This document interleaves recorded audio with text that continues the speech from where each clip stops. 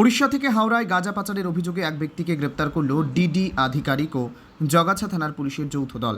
১১৬ নম্বর জাতীয় সড়কে গরফা নিব্রা ট্রাফিক গার্ডের সামনে একটি বাস থেকে ওই ব্যক্তিকে নামিয়ে তল্লাশি চালানো হয়। তার সঙ্গে থাকা দুটি ব্যাগ থেকে বিপুল পরিমাণ গাঁজা উদ্ধার হয়েছে বলে পুলিশ সূত্রে জানা যাচ্ছে। প্রাথমিকভাবে উদ্ধার হওয়া গাঁজার ওজন প্রায় ৯ কেজি ৪৫০ গ্রাম বলে জানা গিয়েছে।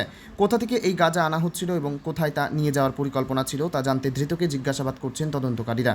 বর্তমানে নিব্রা ট্রাফিক গার্ডের অফিসের কাছে ধৃতকে রাখা হয়েছে বলে জানা যাচ্ছে। পরবর্তী পর্যায়ে ম্যাজিস্ট্রেটের অধীনে তাকে জিজ্ঞাসাবাদ করা হবে। এই গাঁজা পাচার চক্রের সঙ্গে আরও কেউ জড়িত রয়েছে কিনা সে বিষয়টিও খতিয়ে দেখছে পুলিশ।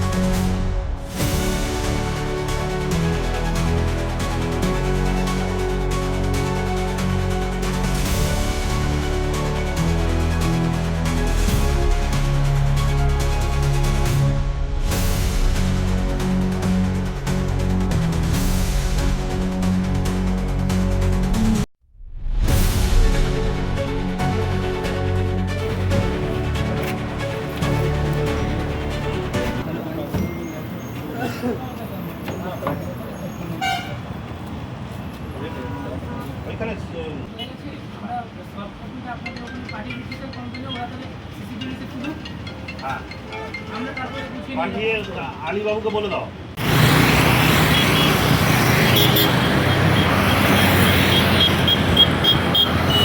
গাড়িটা নেবে না।